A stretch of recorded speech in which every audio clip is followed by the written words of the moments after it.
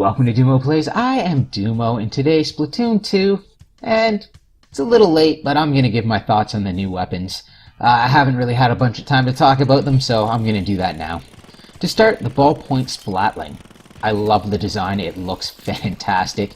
It works really interestingly.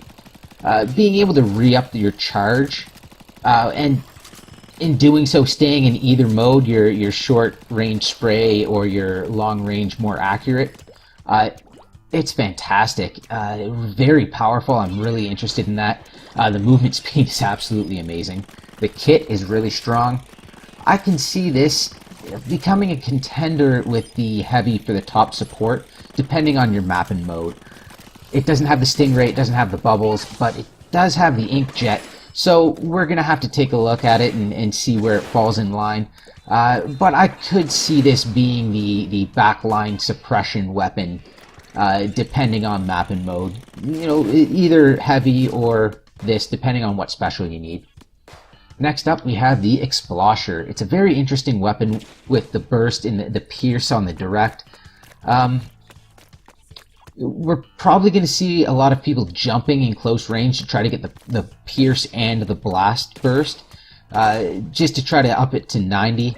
I also think it's going to be really strong on elevated positions where you're shooting down on people, because you can actually get that pierce and the burst. And again, anything up close against a wall, if someone's trying to stay close to a wall, you're going to be able to pierce them and burst on the wall. It's going to be a really powerful weapon, and I do really like it. It just doesn't seem to really quite fit the meta game right now. I do believe it will probably see more use when the rapids get adjusted and when their blast radius is brought back down to something that makes sense. I love the special. Bubbles, of course, are fantastic. The sprinkler is always an interesting option. It helps you get that special much quicker, and the Explosher can ink fairly quickly, so you should be able to punch out a bunch of specials really quick together. It's going to be an interesting support weapon. Next up, we have the new Bamboozler 14 Mark II. It's the same weapon as the original Bamboozler that isn't seeing much use right now. The bomb rush is nice, but it's just too short. And Toxic Mist is a really good sub, and I feel like it will be useful with the Bamboozler.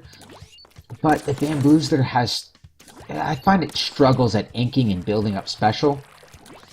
So a sub that could output ink and build up special, a sprinkler, or one of the bombs, especially like your splat bomb or your suction bomb, would have been a lot nicer on it.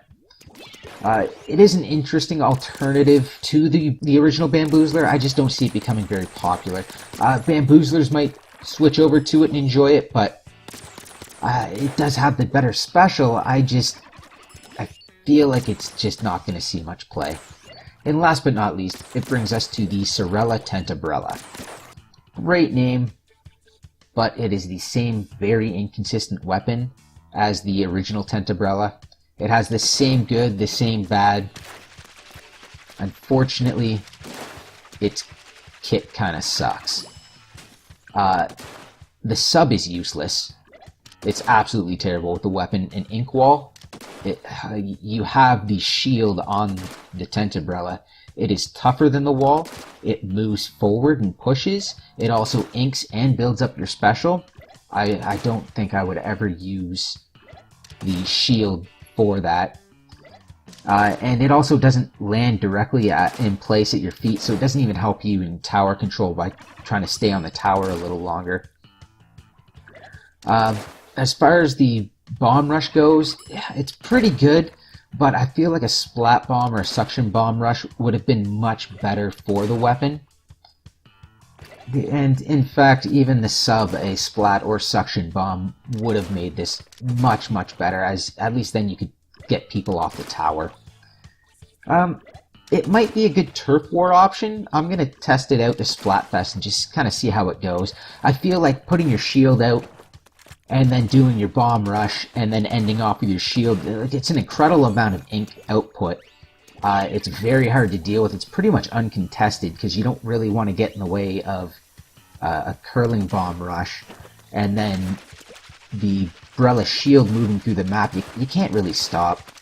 Overall, I'm pretty disappointed with the weapon. I was looking forward to a new Tenta just to give it a try. I didn't know what they could do to make it worthwhile, since the first one has what I believe is the strongest single weapon push in the game. And unfortunately, it didn't fix the issues with the Tentabrella, the issues getting people off the tower, the issues in close. Oh well. Hopefully it is a good option for Turf War, and hopefully it gives people another option to use outside of just the arrow spray. Anyways, that's all I have for today. Thanks for listening. Have a great day.